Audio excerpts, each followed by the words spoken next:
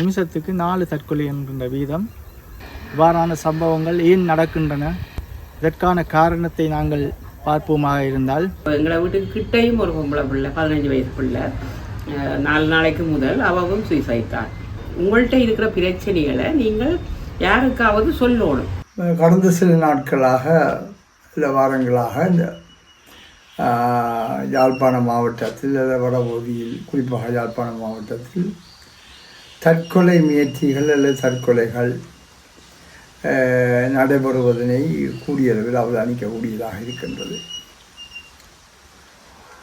ஒவ்வொரு மனிதர்களும் தங்களுடைய உயிரினுடைய பொறுமதியை எந்தளவுக்கு புரிந்து கொள்கின்றார்கள் என்பதிலிருந்தும், அவர்கள் வாழுகின்ற சூழலில் அவர்களுக்கு ஏற்படுகின்ற விரக்தி, தனிமை, அழுத்தம் போன்ற பல்வேறு விடயங்கள் காரணமாகவும் அவர்கள் அத்தகைய முடிவுக்கு போகின்றார்கள். எல்லோர் மனதிலும் ஏதோ ஒரு வகையில் ஒரு விரக்தி இருக்கலாம், நெருக்கடி இருக்கலாம், ஒரு தடுமாற்றம் இருக்கலாம், ஒரு கணப்பொழுதில் தோன்றுகின்ற ஒரு மன எழுச்சி இருக்கலாம். ஆனாலும் அந்த எழுச்சி இருந்தவுடன் தற்கொலையில் போய் முடிய வேண்டும் என்பது அல்ல. ஆனால் ஏற்கனவே தற்கொலை பற்றிய செய்திகளை வாசித்து கொண்டிருக்கும் போது அவர்கள் மனதில் ஒரு இலகுவான ஒரு தூண்டல் ஒன்று வரும். இலகுவாக அழைத்து அந்த முடிவுக்கு போகலாம் என்று. உதாரணமாக இப்போ நேற்றைய தினம் நடந்ததாக சொல்லப்படுகின்ற பொன்னாலை கட்டுரையில் நடந்த சொல்லப்படுகின்ற இரட்டை பிள்ளைகள் சகோதரிகளுடைய தற்கொலை. இந்த 2 பிள்ளைகள் ஏன் தற்கொலை செய்ய முயற்சிக்கின்றார்கள் ஒன்றாக என்று சொன்னால், அவர்கள் தங்களுக்குள் தெளிவாக பேசி ஒரு தீர்மானத்துக்கு வந்து தான் இந்த முடிவுக்கு வந்திருப்பார்கள். அப்படி என்று சொன்னால், அவர்கள்ட்ட மீது ஒரு தோல்வி அல்லது விரக்தி அல்லது இந்த உலகம் பற்றிய பார்வையில் ஒரு தவறான புரிதல் அல்லது அவர்களால் தங்களாலே வெல்ல முடியாத சவால்கள் போன்று தாங்கள் எதிர்கொள்கின்ற பிரச்சனைகளை கருதுவது போன்ற விடயங்கள் இருக்கின்றன. ஒட்டு மொத்தத்தில் பார்த்தால் இது தனி மனிதர்களின் தோல்வி அல்ல, இது இந்த சமூகத்தின் தோல்வி. தனி மனிதர்கள் தாங்கள் நாதியற்றவர்கள், உதவியற்றவர்கள், தோற்று போனவர்கள், தங்களுக்கு ஆதரவு அளிக்க யாருமே இல்லை, தாங்கள் அவமதிப்புக்கு உள்ளாகின்றார்கள் போன்ற மன உணர்வுகளுக்கு உட்படும் போது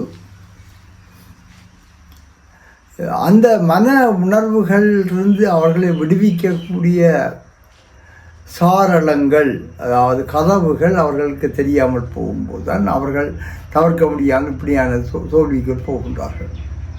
ஏன் எங்களுடைய சமூகத்தில் இத்தகைய சூழல்கள் இல்லை? நாங்கள் இப்பொழுது 100% இந்த பொருளாதார சமூகமாகவும் நோர்வு சமூகமாகவும் மாறிவிட்டோம். கூடிய அளவில் இந்த சமூக ஊடகங்கள், கைத்தொலைபேசிகள் என்ற நாகரிகங்கள் எல்லாம் வந்த பின்பு நாங்கள் இதற்குள் ஒரு வகையில் சிறை வைக்கப்பட்டுள்ளோம். இதன் காரணமாகத்தான் என்ன நடக்கின்றது சொன்னால், சமூக நிகழ்ச்சிகள் எங்களுக்கு மிக குறைவாக இருக்கின்றன. சமூகங்களாக சேர்ந்து செய்கின்ற இப்பொழுது உண்மையில் திருவிழா காலம் யாழ்ப்பாணத்தில் ஆலயங்கள், இந்து ஆலயங்கள் கூடிய அளவில் திருவிழா கொண்டாடுகின்ற காலங்கள். நிரம்ப மகிழ்ச்சிக்குரிய விடயங்கள் எல்லாம் சூழலுக்குள் நடக்கக்கூடியதாக இருக்கும். ஆனால் ஆலயங்களில் இந்த திருவிழாவுக்கு போனோம்னு சொன்னால் மிக குறைந்த அளவு ஆட்கள் தான் இருக்கின்றார்கள். சில வேளைகளில் எங்கேயாவது ஒரு களியாட்டு நிகழ்ச்சி, ஒரு விடுப்பு பார்க்கறதுக்கு சேர்ந்த சனத்தை விட இந்த ஊருக்குள்ளே இருக்கின்ற சிறிய ஆலயங்களில் சாமி தூக்குவதற்கு கூட ஆட்கள் இல்லாத அளவுக்கு மக்களுடைய நிகழ்ச்சியினர்களும் அவருடைய முன்னறிவுகளும் மாற்றம் கொண்டுள்ளன. இது பற்றி நாங்கள் சமூகம் கூட்டாக பொறுப்பெடுக்க வேண்டும். ஒரு சமூகத்துடைய ஒவ்வொருவரையும் கண்காணிக்கின்ற பொறுப்பு, வழி நடத்துகின்ற பொறுப்பு, அவர்களுக்கு ஆலோசனை கூறி அவர்களுடைய மனப்பாரங்களை இலகுவாக்குற பொறுப்பு சமூகத்துக்குரியது. குடும்பம், சமூகம், இந்த ரெண்டும் மிக முக்கியமானது. இதில் நாங்கள் அரசாங்க துறையினரையோ வேறு துறையிலேயோ முதல் குற்றஞ்சாட்டி பிரயோசனம் இல்லை. முதலில் சமூகம் தன்னுடைய மக்களை தான் முழுமையாக அவதானிக்க வேண்டும். அவர்களுடைய நடையுடை, பாவனை, அவருடைய சிந்தனை போக்குகள், செயற்பாடுகள் போன்றவற்றை அவதானிக்கும் போது அவர்கள் அதில் ஏதோ ஒரு விதமான ஒரு மாறுபாடு இருக்கும் என்று சொன்னால் அவர்களோடு நெருங்கி அதற்கான காரணங்களை கண்டறிய வேண்டும், அவர்களுடன் பேச வேண்டும். இப்பொழுது நாங்கள் பேச முடியாதவர்களாக இருக்கின்றோம். 2 மனிதர்கள் பேசுவது என்பது குறைந்து தொலைபேசி கூடாக எங்கோ உள்ளவர்களுடன் பேசுவதற்குத்தான் இப்பொழுது நேரம் ஒதுக்கி கொண்டிருக்கின்றோம்.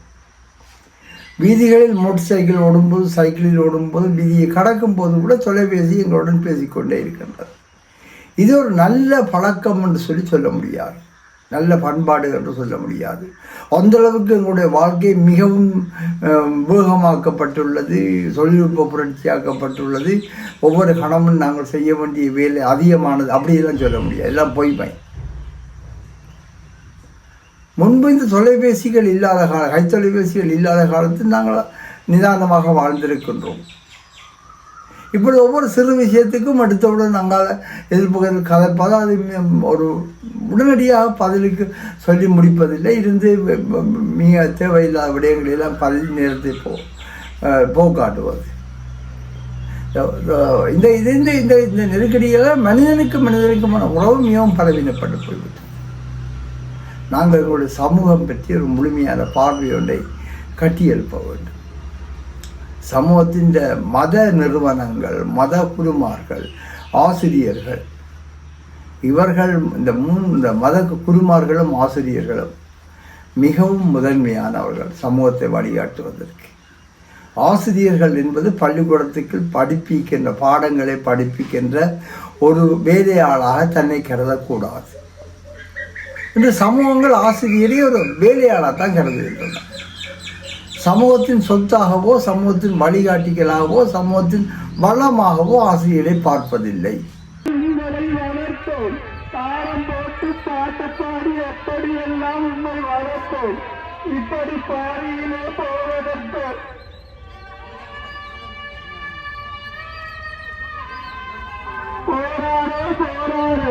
இந்த சந்தமாசம் முடிந்து போறாரு, இந்த சந்தமாசம் முடிந்து போறாரு.